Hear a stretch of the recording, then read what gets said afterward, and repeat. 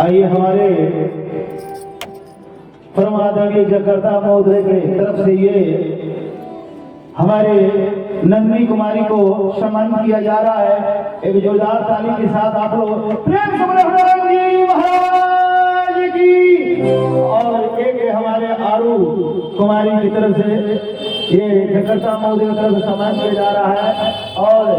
और नंदिनी कुमारी जो है खुशी कुमारी है। और आइए हमारे जगर्ता महोदय की तरफ से ये खड़ी हुई खुशी कुमारी की तरफ से आशीर्वाद ले लीजिए। और अंजलि कुमारी को भी सम्मानित हमारे जगर्ता महोदय धर्मपत्नी ने कर रही है। प्रेम से बोले हनुमान जी महाराज की जय, शंकर भगवान की जय, सच्चे दरबार की जय। अंजलि से कहेंगे नंदिनी से।